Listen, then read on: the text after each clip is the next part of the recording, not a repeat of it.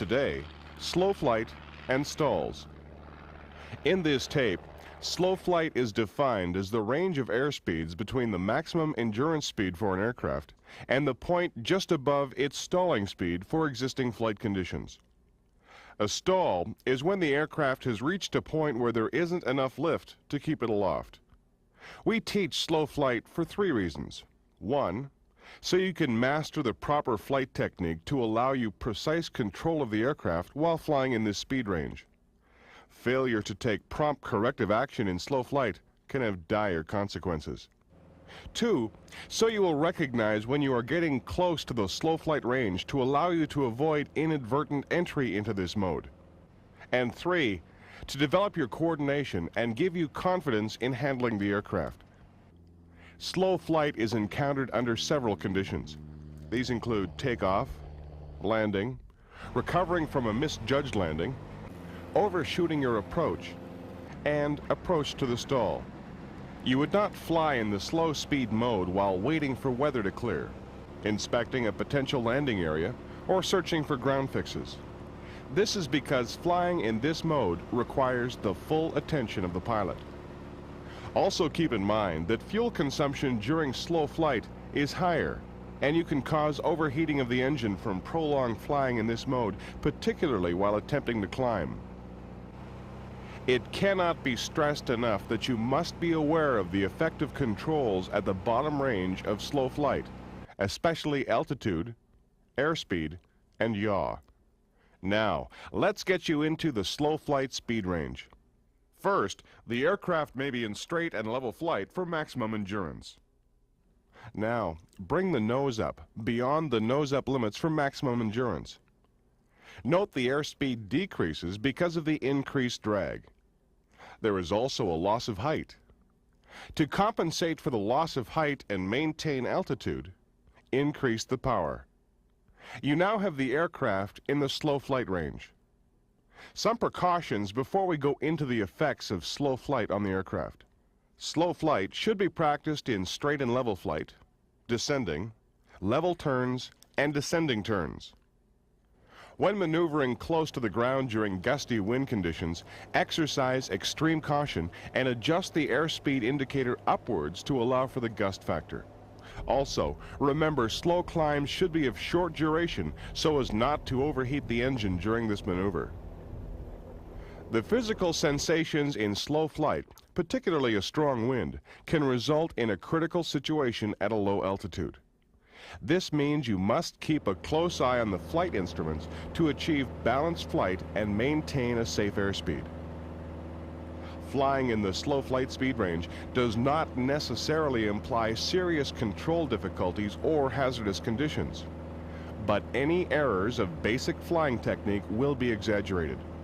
We cannot stress enough the need for proper technique and precise control of the aircraft in this speed range. Let's look at how the aircraft handles in this range. First, the relationship between power and attitude. During slow flight, a controlled decrease in airspeed without a change in power setting results in a drop in height. To maintain a constant altitude, you will have to increase the power. Conversely, a controlled increase in airspeed without a change in power setting will result in a decrease in the induced drag, raising your altitude. Therefore, power must be reduced to maintain a constant altitude at higher airspeeds. There will be a slight drop in altitude during transition speeds. When flying at slow speed, note the flight controls do not respond as effectively as at normal operating airspeeds. Remember, as the airspeed decreases, the effectiveness of the controls decreases disproportionately.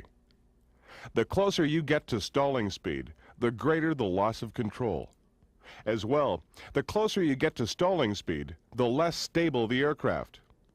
Why does this happen? Look at the decreased velocity of the airflow over the wing and the increased effect of aileron drag. Combine this with slipstream and asymmetric propeller thrust, and there is an increased tendency for the aircraft to yaw. To maintain direction, you will have to use the rudder. When the aircraft begins to yaw, Immediately apply the proper rudder pressure and increase power to maintain altitude. As your speed drops further, more power is required to maintain your rate of descent. When the nose pitches down with full power applied, you have dropped below the minimum controllable airspeed. The aircraft has now entered a stalled flight condition. As you approach stalling speed, air density, aircraft weight, and drag from the flaps and undercarriage may make it impossible to maintain altitude. Let's stop now for a quick review. You are in the slow flight configuration, maintaining your heading and altitude. What do you do to maintain altitude if you notice the airspeed is decreasing? What do you do to maintain altitude if you notice the airspeed is decreasing? If you answered adjust the attitude, you are correct. Question 2. In the slow flight configuration, why is a higher power setting required than for endurance? Why is a higher power setting required than for endurance? You need the higher power to counter the loss of height due to the increased drag. Remember, in slow flight, the nose is raised beyond the limits for maximum endurance, creating more drag, resulting in a loss of height. Question 3. When slow flying, why should you keep a close eye on engine temperatures and pressures? Why should you keep a close eye on engine temperatures and pressures? The engine works harder during slow flight and may overheat during prolonged flight in this mode, particularly during climbing. As well, reduced airflow through the engine retards its cooling. That completes our review of this section. Perhaps the most important point to remember in this lesson is inadvertent entry into slow flight is an almost certain indication you are approaching a stall. Before going over how to recover from a stall, let's look at why a wing can no longer provide enough lift to keep the aircraft aloft. Remembering back to the principles of flight tape, lift depends on the laminar airflow over the wing. As the angle of attack increases, you can see how the laminar layer becomes smaller and turbulent air predominates over the wing surface. By the time the angle of attack is at 16 degrees, you will notice the symptoms of a stall. At 17 degrees, there is virtually no laminar layer and lift is decreasing. It is also important to remember the angle of attack, unlike the angle of incidence, is a relative factor. Again, to review, the angle of attack is the angle between the wing chord and the relative airflow. And relative airflow is always parallel with and opposite to the flight path of the aircraft. And since the flight path direction is not always the same as the pitch attitude, an aircraft may stall in level flight if a high angle of attack is described. Given this, you can see that you cannot rely solely on the attitude of an aircraft to indicate the possibility of a stall. Remember, an aircraft can stall in practically any attitude and any airspeed. What about the term stalling speed? Flight manuals list stalling speeds for specific aircraft in various situations. But keep in mind, the stalling speed may be affected by the following factors. An aircraft that is clean and well maintained will have better stalling characteristics than one in poor condition. Balance and weight can alter stalling characteristics. Power lowers the stall speed because of the additional upward thrust. Increasing the angle of bank increases the stall speed. Extending the flap increases the camber of the wing, thereby lowering the stall speed. Abruptly changing the pitch of an aircraft can raise the stalling speed. Extending the landing gear, which increases drag, can also have a slight effect on stalling speed. But regardless of these factors and stalling speed, any aircraft will stall when the wings reach a critical angle of attack. For most planes, it is 17 degrees. Before we get into how to recover from a stall, let's review the symptoms of an approaching stall. First and foremost is a decreased response of the controls, especially the elevator and ailerons.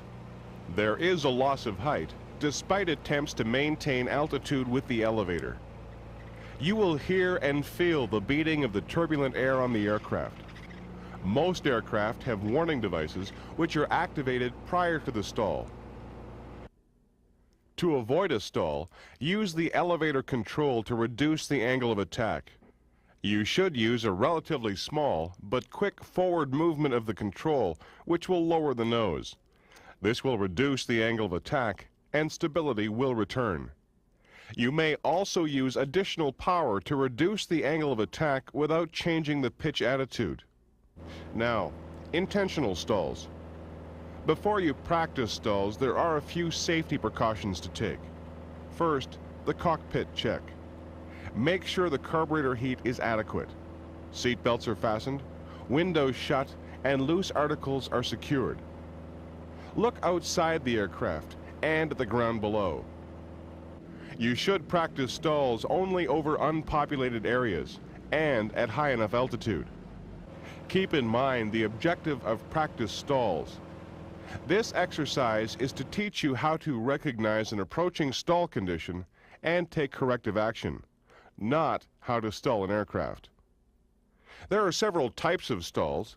They are the power off stall, power on stall, acceleration stalls, high-speed stalls, secondary stalls, and stalls during turns and takeoff.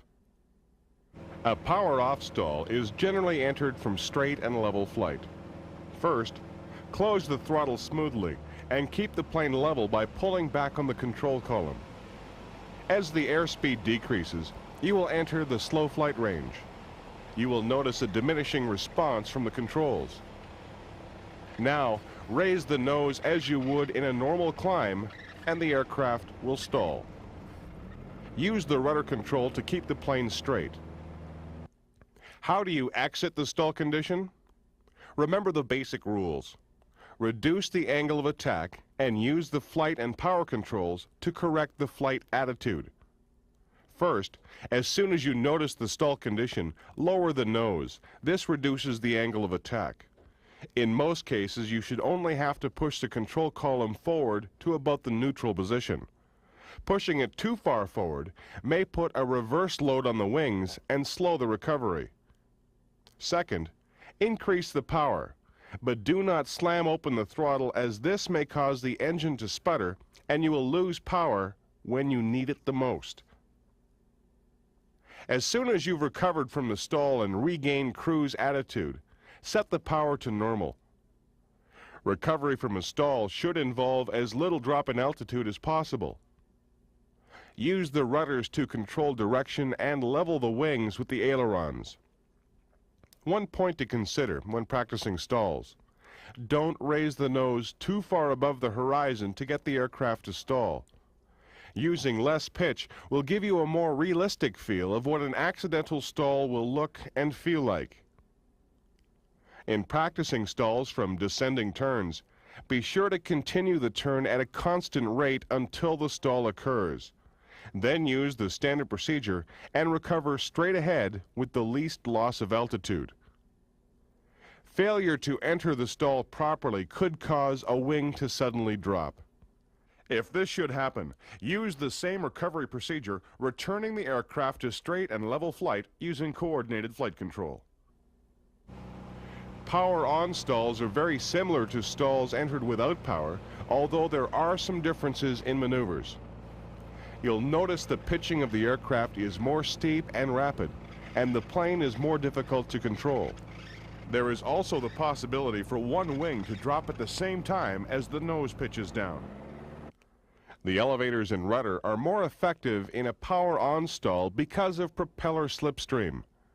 But the ailerons are less effective, and torque makes it more difficult to control a power-on stall.